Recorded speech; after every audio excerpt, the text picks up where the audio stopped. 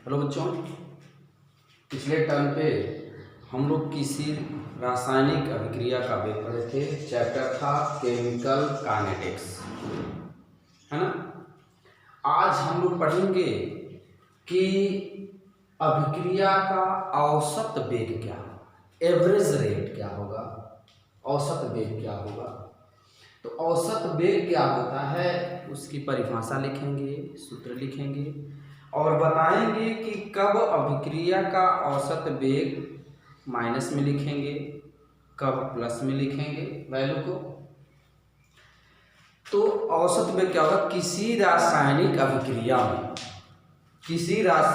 अभिक्रिया में भाग लेने वाले अभिकारक। कोई रासायनिक अभिक्रिया होगी, मान लीजिए देखें यहाँ पे एक अभिक्रिया बनता है ए और बी। तो कोई रासायनिक अभिक्रिया में भाग लेने वाले अभिकारक या अभिक्रिया में बनने वाले उत्पाद, प्रोडक्ट, रिएक्टेंट या प्रोडक्ट की सांद्रता में, दोनों के कुछ ना कंसंट्रेशन टर्म होंगे, रिएक्टेंट के भी कंसंट्रेशन होंगे, प्रोडक्ट के भी कंसंट्रेशन होंगे। दोनों की सांद्रता में, आप बात एक देखनी है, दोनों की सांद्रता में बारी बारी इकट्ठे नहीं होगा, या तो अभिकारक की सांद्रता होगी या तो उत्पाद की। एकांक समय में, एक निश्चित समय में होने वाले परिवर्तन, जैसे जैसे अभिक्रिया होगी अभिकारक की सांद्रता बदलेगी, उत्पाद की सांद्रता बदलेगी, चेंज रिएक्टेंट कंसंट्रेशन या चेंज प्रोडक्ट कंसंट्रेशन, दोनों के कंसंट्रेशन बदलेंगे समय के साथ। तो परिवर्तन, जो परिवर्तन हो रहा है एकांक समय में किसी अभिक्रिया के अभिकारक या उत्पाद, प्रोडक्ट या रिएक्टेंट के कंसंट्रेशन में जो परिवर्तन हो रहा है उसी को अभिक्रिया का औसत वेग, एवरेज रेट, एवरेज वेलोसिटी कहा जाता है। ठीक ना। फार्मूला क्या होगा, औसत वेग अभिकारक या उत्पाद की सांद्रता में परिवर्तन बटे अभिक्रिया में लगने वाला समय, कितने समय में कंसंट्रेशन चेंज हो रहा है रिएक्टेंट या प्रोडक्ट का। इसी को हम लिख सकते हैं, ध्यान देना है, इसी को हम ये लिख सकते हैं कि ये चेंज कंसंट्रेशन टर्म कैसे लिखेंगे, अभिकारक या उत्पाद, रिएक्टेंट या प्रोडक्ट की last value, last concentration minus first concentration, start में जो कंसंट्रेशन टर्म है, यानी अंतिम सांद्रता माइनस प्रारंभिक सांद्रता। अब हम बताएंगे कि अभिकारक की औसत वेग क्या होगी, उत्पाद की औसत वेग क्या होगी। तो एक अभिक्रिया हमने लिया, कोई सामान्य अभिक्रिया है ए और बी। अब यहाँ पे देखेंगे, लोग सोचते हैं ना कि जब वेग है तो बढ़ेगा ही, वेग घटेगा नहीं, लेकिन यहाँ पे वेग घटेगा भी और वेग बढ़ेगा भी। किसका घटेगा किसका बढ़ेगा ये समय पे निर्भर करेगा। एक अभिकारक है ए को बोलते हैं रिएक्टेंट, ए को बोलते हैं रिएक्टेंट, और बी क्या है, प्रोडक्ट। बी क्या है, प्रोडक्ट। अब देखो हम रिएक्टेंट की बात करेंगे ए की, यानी ए का जो एवरेज वेलोसिटी होगा, एवरेज रेट होगा, वो क्या होगा, ए की सांद्रता में कमी बटे कमी में लगने वाला समय, कितने समय में ए की सांद्रता घट रही है, ये चीज ध्यान देंगे। इसको भी हम बॉक्स में बंद कर दें ताकि पढ़ते समय एक बार इस पे नजर जाए। अब हम बात करेंगे कि कैसे हम एवरेज वेलोसिटी लिखेंगे रिएक्टेंट ए के लिए। तो हम बात करते हैं कि ये जो अभिक्रिया हो रही है ए गिव्स बी, प्रारंभ में मान लेते हैं इसका कंसंट्रेशन टर्म क्या है, एक्टिव मास ऑफ A1 है, A1 है T1 पे, और T2 पे क्या है, एक्टिव मास ऑफ A2 है। तो यहाँ पे लिखा गया यदि T1 समय पर A की जो कंसंट्रेशन है वो एक्टिव मास ऑफ A1 और T2 समय पे कंसंट्रेशन जो A की होगी वो एक्टिव मास ऑफ A2, तो चेंज कंसंट्रेशन कितनी हो रही है, कमी कितनी हो रही है, तो डेल्टा एक्टिव मास ऑफ ए, यानी कमी के लिए डेल्टा का यूज किया गया है। हम आप लोग को बताएंगे कहाँ डेल्टा डी लिखते हैं, कहाँ डी डेल्टा ई, कहाँ डेल्टा लिखते हैं, दोनों ये भी कमी को बताता है, ये कमी को बताएंगे बाद में हम कहाँ कहाँ जरूरत होगी तब। तो कमी डेल्टा ए क्या होगा, active mass of A2 minus active mass of A1, अंतिम सांद्रता माइनस प्रारंभिक सांद्रता हो गई।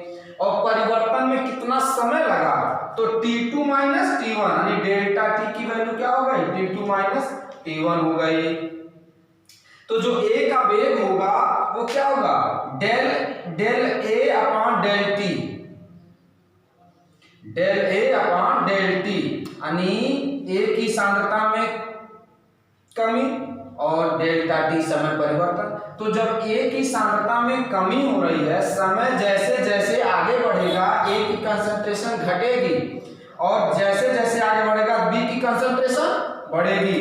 तो कमी को पूरा करने के लिए हम यहाँ पे माइनस लगा देते हैं, हम यहाँ पे क्या करते हैं, माइनस लगा देते हैं। यहाँ बताया गया है कि A की सांद्रता में कमी है, इसीलिए डेल A लिखने के पहले हम यहाँ पे क्या लगते हैं, माइनस।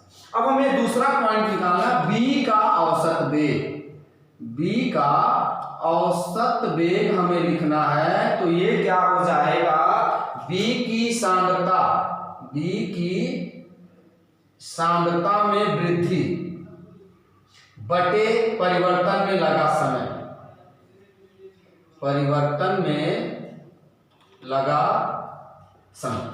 अब हम प्रोडक्ट की बात करेंगे बी की। बी प्रोडक्ट है, जैसे जैसे समय पिता अभिक्रिया होती गई वैसे वैसे बी की वैल्यू बढ़ती गई, यानी उसके कंसंट्रेशन बढ़ते गए, तो इसीलिए यहाँ लिखा गया वृद्धि। जैसे जैसे समय के साथ इसकी कंसंट्रेशन ए की घटी, तो मैंने लिखा यहाँ पे कमी। तो अब बात करें, यदि सेम टर्म यूज करेंगे, यदि T1 समय पर B की सांद्रता कितनी हो, एक्टिव मास ऑफ B1 हो, तथा T2 समय पर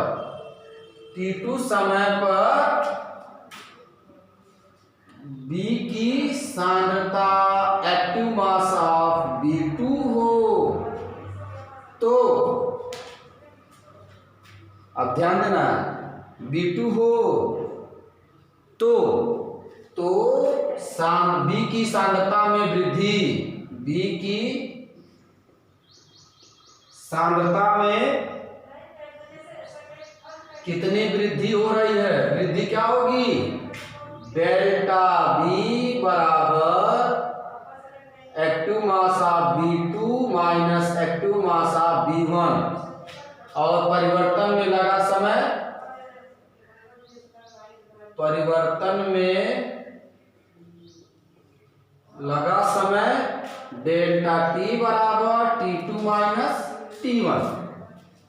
तो औसत वेग क्या होगा, अतः B का औसत वेग बराबर del B upon del T। अब यहाँ पे क्या करेंगे, यहाँ पे B की सांद्रता बढ़ रही है, इसीलिए यहाँ पे प्लस चिन्ह लिखेंगे और यहाँ कारण लिख देंगे, चूंकि B की सांद्रता में वृद्धि होती है, इसलिए डेल B का मान लिखने के पहले धनात्मक चिन्ह लगाया जाता है, ठीक ना, धनात्मक चिन्ह लगाया जाता है। अतः अभिक्रिया A gives B, औसत वेग क्या होगा, औसत वेग क्या होगा, बराबर active mass of del A upon del t बराबर active mass of del B upon del t. तो del A upon del t, del A की कंसंट्रेशन में कमी तो माइनस, डेल बी के कंसंट्रेशन में वृद्धि तो प्लस।